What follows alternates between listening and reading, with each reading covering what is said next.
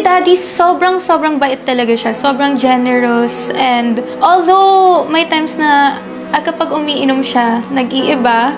Pero pag sober na siya, sobrang sweet niya.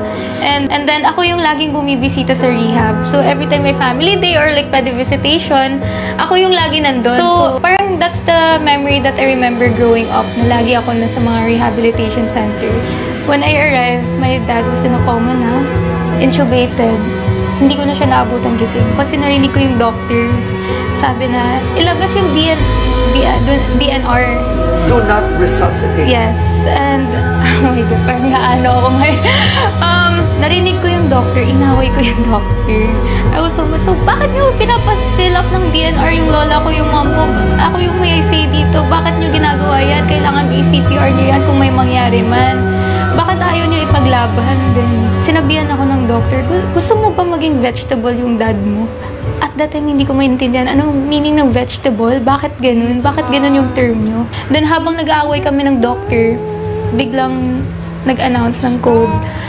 So, yung mga nurses takbuhan sa labas ng waiting area kung saan kami nag-aaway. And, ayun, tinawag na yung doctor.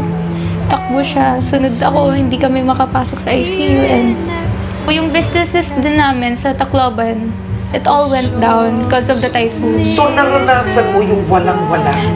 Grabe. Naalala ko yung kuryente namin, pinuputulan kami, tapos we were sneaking sa likod. Yung mga poste para i-connect ng, yung ano yung tawag? Jumper. Oo, parang gano'n. Tapos nape-penalty kami, wala kaming makain.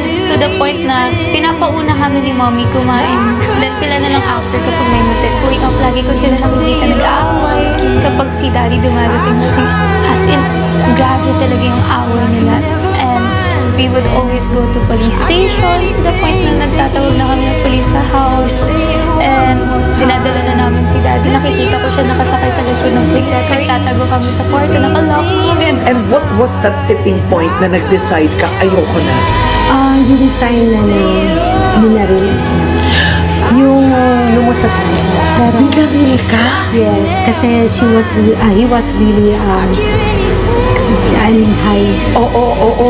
Pero, hand ni Lord yun, hindi ka natamaan. Did you know that when you were growing up? Ito ba Easy? yung tinatakpan kita? There was a time kasi Kasi nandyan siya that time.